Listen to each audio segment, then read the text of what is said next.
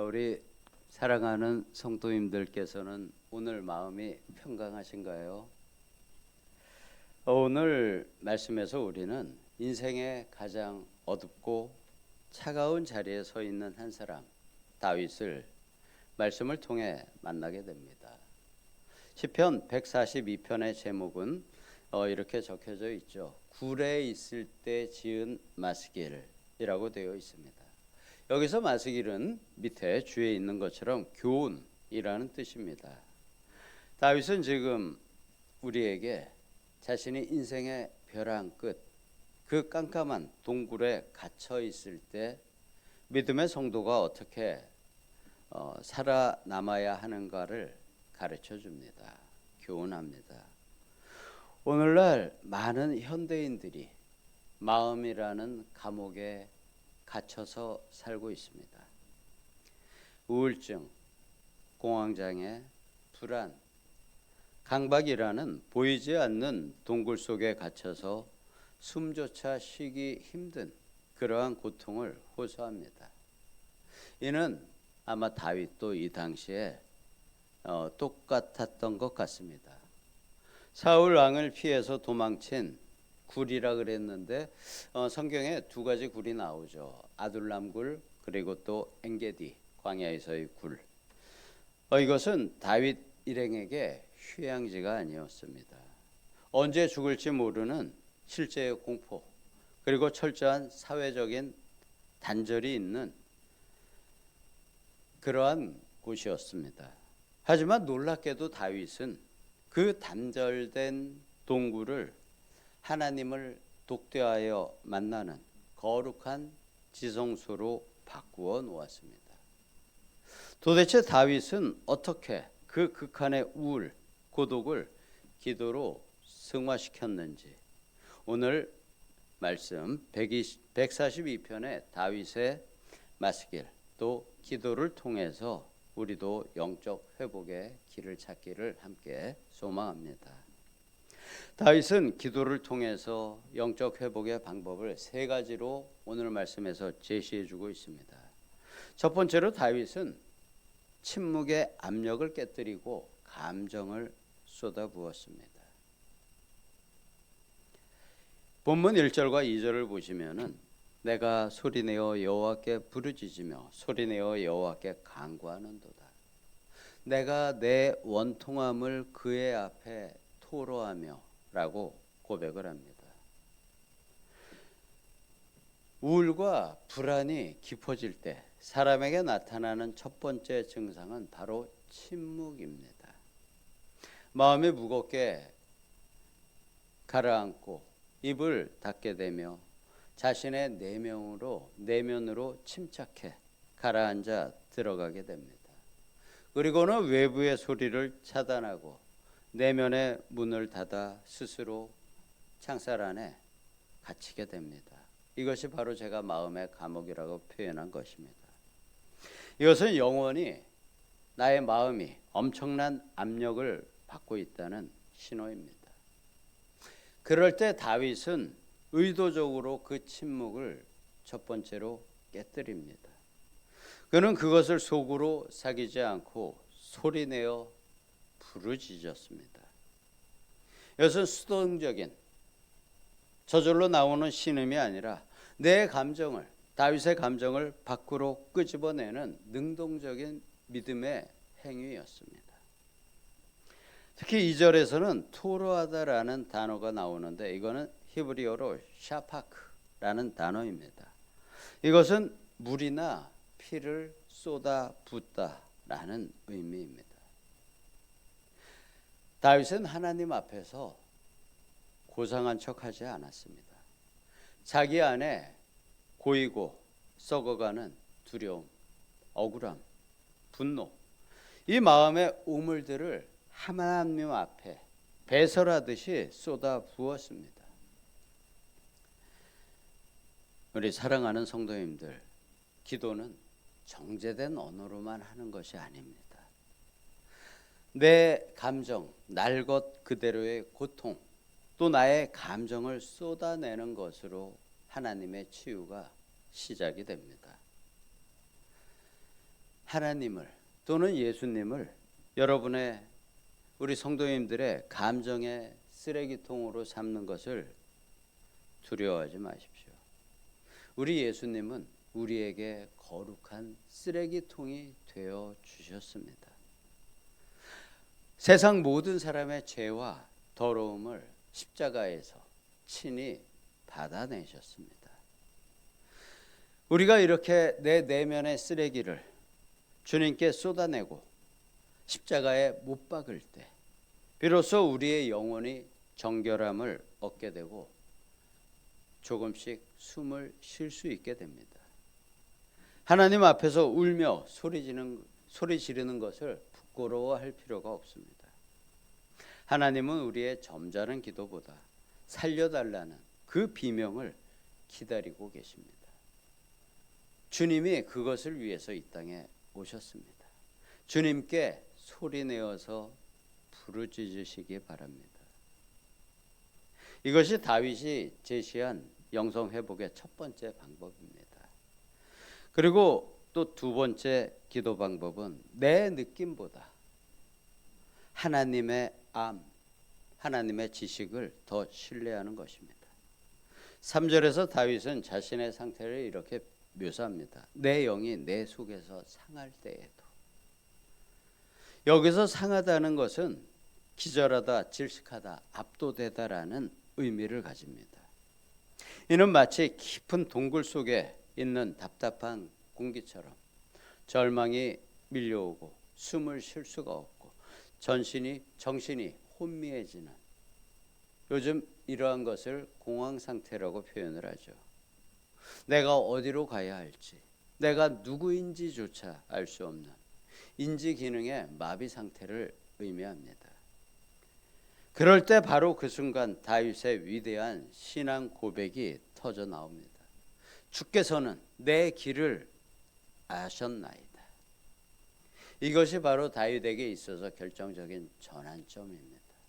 우리에게도 바로 이것이 전환점이 될 수 있습니다. 내 감정은 너는 끝났어, 너는 길을 잃었어, 너는 회복할 수 없어라고 우리의 마음에 속삭이는 존재가 있습니다. 그렇지만 다윗은 그 순간에 아니, 나는 지금 나의 길을 모른다. 맞아. 그렇지만 나의 길을 아는 분이 계신다. 하나님은 내 길을 알고 계신다라고 선포하고 있는 것입니다. 나의 주관적인 절망보다 하나님께서 인도하시는 그 지혜를 더 신뢰하기로 선택한 것입니다. 그래서 나의 모든 감정을 하나님께, 예수님께 쏟아내고 하나님의 알물, 지혜를 찾아가는 것입니다. 그렇지만 그 순간에도 다윗은 자신의 상태를 이렇게 표현을 합니다. 오른쪽을 살펴보소서라고 외칩니다. 고대 법정이나 전쟁터에서 오른쪽은 나를 변호해주는 변호사 아니면 호위병이 서는 자리입니다. 그런데 지금 다윗의 오른쪽에는 아무도 없습니다. 나를 아는 사람, 나를 변호해 줄 사람, 그 아무도 없습니다. 이것은 철저한 관계적인 고립을 의미하는 것입니다. 그 굴 속에서 아무도 나를 찾아주는 사람 없고, 나의 감정을, 나의 분노를, 나의 억울함을 알아줄 사람 아무도 없지만 다윗은 그 사람의 위로가 끊어진 그 자리에서 자신의 길을 이미 다 알고 계시는 전능하신 하나님을 바로 붙잡았습니다. 우울이나 공황이나 강박증, 공포심이 우리 성도님을 압박할 때 그 자신의 느낌을 믿지 마십시오. 대신 여러분을 가장 깊이까지 알고 계시는 단 한 분, 하나님을 신뢰하십시오. 주님을 신뢰하십시오. 아버지께서 또 주님께서 아시면은 그것으로 충분합니다. 다른 사람 아무도 몰라줘도 됩니다. 내 속에 계시는 또 임재하시는 주님께서 바로 그것을 알아주십니다. 그분께서 우리를 인도하시는 그 길을 우리는 따라가면 됩니다. 이것이 두 번째 다윗이 선택한 방법이었습니다. 그리고 세 번째로 다윗의 회복 기도는 상실을 소유로 바꾸는 기적을 그는 체험을 하게 됩니다. 모든 것을 잃어버린 다윗이 5절에서 이렇게 고백을 합니다. 주는 나의 피난처시오. 살아있는 사람들의 땅에서 나의 분깃이시라. 여기서 나의 분깃, 이것이 중요한 의미를 가지는 단어입니다. 이것은 구약시대에 땅을 기업으로 받지 못한 레위인들이 하나님만을 자신의 재산으로 삼았을 때 고백했던 바로 그 단어입니다. 하나님이 나의 분깃이십니다. 당시에 다윗을 보면은 그는 화려한 왕궁도, 사랑하는 아내 미갈도, 명예도 다 잃었습니다. 가진 것이라곤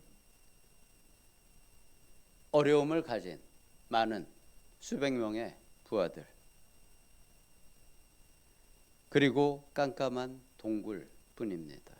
하지만 역설적이게 세상의 모든 안전망이 사라지고 나서 그는 비로소 하나님이 뚜렷하게 보이기 시작합니다. 이 아둘람 굴에서, 엔게디 굴에서 다윗은 하나님을 독대하면서 홀로 하나님과 친밀하게 만나게 됩니다. 그 자리에서 그는 하나님께 이렇게 고백을 합니다. 하나님, 저는 모든 것을 잃었습니다.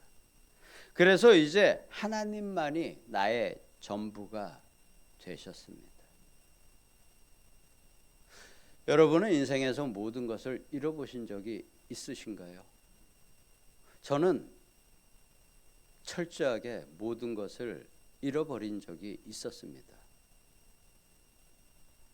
제가 잠깐 한의사로서 외도를 해서 사업을 하고 그 사업이 부도가 나면서 집에 붉은 딱지가 붙고 집도 땅도 가지고 있던 모든 재산이 경매로 넘어가고, 그래서 그 붉은 딱지가 두 번째 붙은 상황에서 그냥 그것을 그대로 짐에다 싣고 제주도로 내려갔었습니다.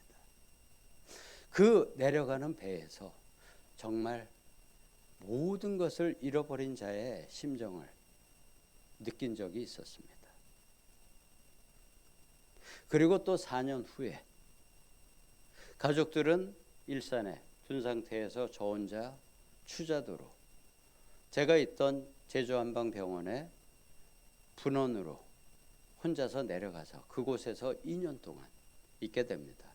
월요일날 비행기 배 타고 출근해서 금요일날 다시 배 타고 제주도 나와서 제주도에서 비행기 타고 퇴근하는 그 생활을 2년을 하면서 추자도에 있으면서 정말 거기서는 같이 밥 먹을 사람도 없고,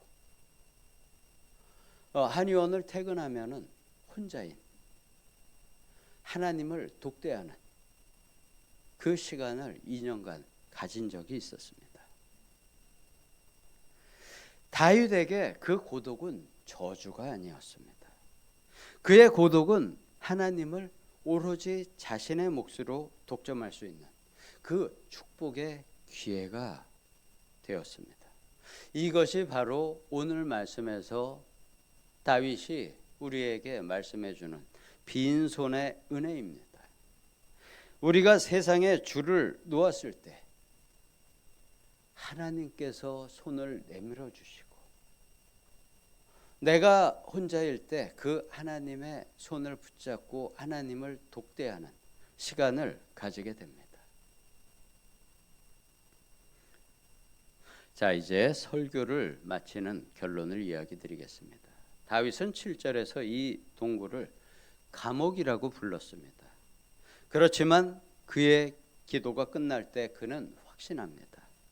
의인들이 나를 두루리니 하나님께서 그 감옥을 의인들이 함께 모여 찬양하는 성전으로 바꾸어 주실 것을 다윗이 내다본 것입니다.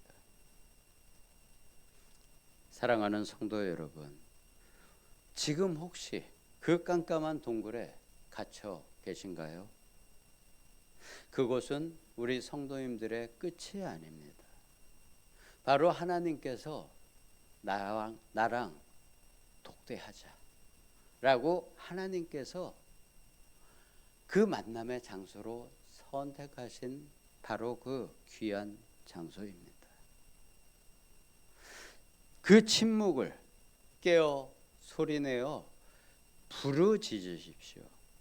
나의 감정보다 하나님의 하나님의 지혜를 더욱 신뢰하십시오. 말씀을 신뢰하는 것입니다. 그리고 하나님을 우리 성도님들의 유일한 분깃으로 삼으시기 바랍니다. 그때 동굴의 어둠이 거치고 회복의 새벽이 밝아오게 될 것입니다.